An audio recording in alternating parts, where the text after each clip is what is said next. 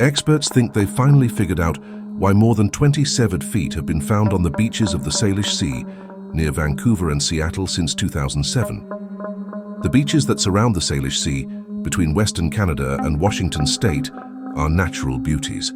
There, beachcombers can find shells, beach glass, and sometimes pieces of pottery. But in 2007, people started coming across something much more gruesome: human feet. So, where did the so-called Salish Sea feet come from? For years, the answer to the so-called severed foot case stumped investigators. As theories about serial killers and human traffickers ran rampant online, they sought to identify who the feet belonged to and how exactly they'd ended up on beaches. Finally, after poring over missing person records, researchers think they have their answer to the mystery of the severed foot case. This is the strange story of the Salish Sea feet and how they likely washed ashore. The mystery of the Salish Sea feet. On August 20, 2007, a 12-year-old girl walking along a beach on Jedediah Island in British Columbia, Canada, came across a blue and white running shoe. The shoe, a men's size 12, was not just a discarded piece of trash. Upon closer inspection, the girl discovered that it also contained a human foot, the first of the Salish Sea feet. This foot was quickly followed by others. Less than a week later, a second foot appeared on nearby Gabriola Island. Police were stunned, especially since both feet were right feet and wearing different shoes, meaning that they didn't belong to the same person. Two being found in such a short period of time is quite suspicious, Gary Cox of the Royal Canadian Mounted Police remarked to the Vancouver Sun.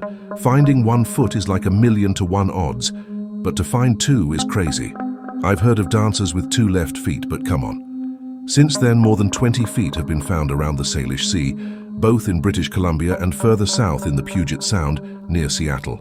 As National Geographic reports, almost all of the Salish Sea feet were wearing tennis shoes, though people also found feet in hiking boots. As more feet washed ashore, many in the Salish Sea region and beyond started asking the same question: where did these feet come from? Where did all the severed human feet in the Pacific Northwest come from? As feet washed up on beaches between Seattle and Vancouver, theories about their provenance proliferated. Some speculated that the feet belonged to victims of a shadowy serial killer. Others suggested that they came from drowned migrants. One theory in the severed foot case claimed that they came from a plane crash. To solve the mystery of the Salish Sea feet, researchers sought to understand the behavior of cadavers underwater and the behavior of the Salish Sea itself. In their research, they experimented with pig carcasses as a stand-in for human cadavers. As National Geographic reports, bodies usually sink, especially if they belong to someone who drowned. Once they hit the sea floor, forensic scientist Gail Anderson of Simon Fraser University found cadavers are quickly devoured by sea life, like lobsters and crabs.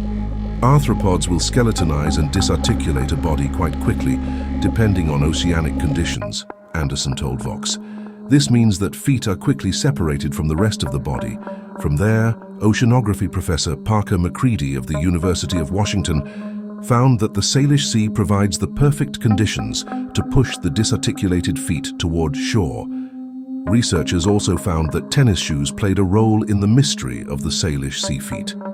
Feet easily disarticulate, and when they are attached to a flotation device such as a running shoe, they are easily washed ashore, Anderson told Vox. Notice there are no feet washing ashore in stiletto heels or flip-flops. Also, today's running shoes are much more buoyant than in the past. The final piece of the severed feet mystery has to do with the disarticulated feet themselves. Who did they once belong to? As National Geographic reports, investigators were able to use DNA to match many of the feet to a name. They found that most belonged to missing persons. The vast majority had been missing for more than a year. One of the feet found belonged to a fisherman missing since 1987. In many cases, it was clear that the missing people had died from accidents or suicides, including a woman who jumped from a bridge. We found there is nothing suspicious in any of them, British Columbia Coroner's Service spokeswoman told NBC News. It appears that the feet become disarticulated from the body naturally with time as the bodies decompose and are eaten by sea life or other marine organisms. The material in the running shoes or hiking boots is too tough for anything to eat through, and some of them have air in them or rubber soles that cause them to float.